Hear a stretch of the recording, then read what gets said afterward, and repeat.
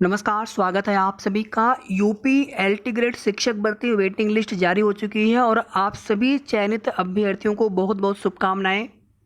2018 की भर्ती है और इसमें अलग अलग विषयों में सीटें खाली रह गई थी। उन्हीं सीटों पर प्रतीक्षा सूची की मांग लंबे समय से अभ्यर्थी कर रहे थे। फाइनली प्रतीक्षा सूची जारी हो चुकी है और अगर आप इसमें देखेंगे अलग अलग विषय के हिसाब से कितने अभ्यर्थियों की लिस्ट जारी हुई है वेटिंग लिस्ट के रूप में, तो जीव विज्ञान महिला शाखा में 19, सामाजिक विज्ञान महिला शाखा में 87, सामाजिक विज्ञान पुरुष शाखा में 98, हिंदी महिला शाखा में 176, हिंदी पुरुष शाखा में 255, 257 रिक्तियाँ लेकिन 255 की waiting list.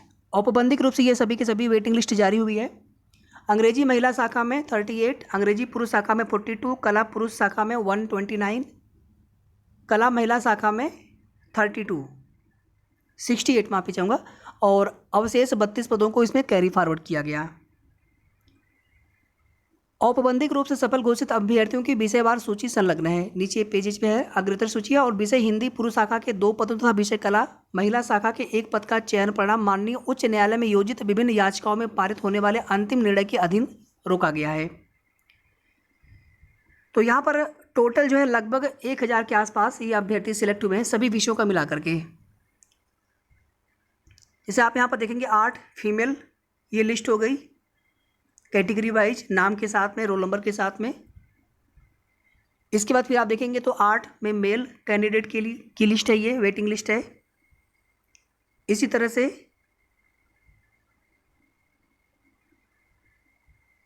Biology female, English female, ठीक है। तो आप देख लीजिएगा अपने सब्जेक्ट के हिसाब से। और आप सभी चयनित अभ्यर्थियों को बहुत बहुत शुभकामनाएं, बधाई।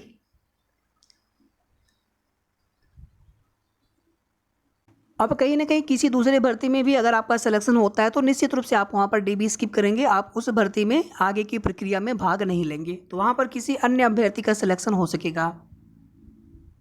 अब आगे देखिए, बिहार की जो शिक्षक भर्ती है 1,70,461 पद है, शायद 1,70,000 से कुछ ज़्यादा पद हैं।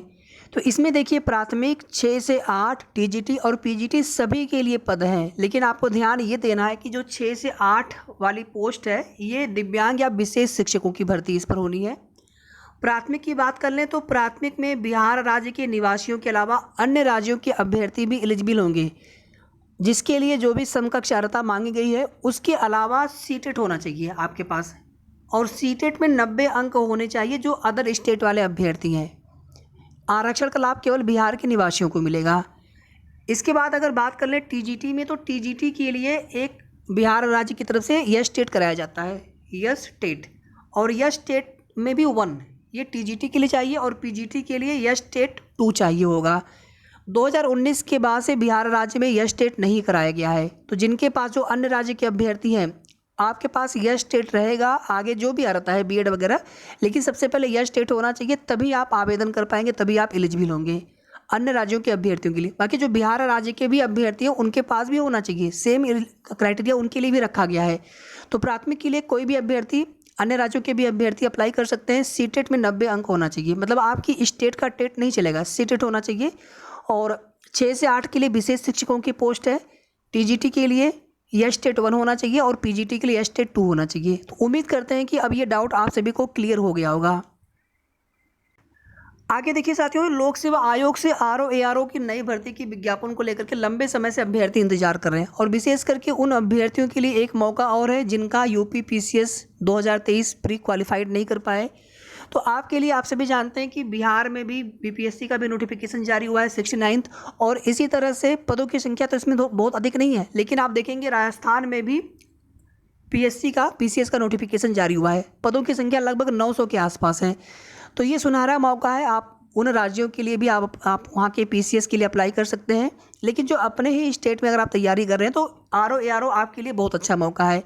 और इसमें पदों की संख्या देखिए 300 से 350 के आसपास आप सभी को जानकारी मिली होगी, और उम्मीद है साथियों कि इस पर जल्द आप सभी को नोटिफिकेशन देखने को मिल सकता है अगले महीने, जुलाई के महीने में, जुलाई लास्ट तक।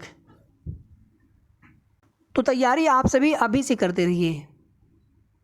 और इस बार की पीसीएस की बात कर लें तो प्री में वे अभ्यर्थी भी क्वालिफाइड नहीं कर पाए जो पहले से सिलेक्टेड है पीसीएस में ही, या फिर पिछली बार इंटरव्यू तक पहुंच गए थे, या मेंस लिख चुके हैं कई बार।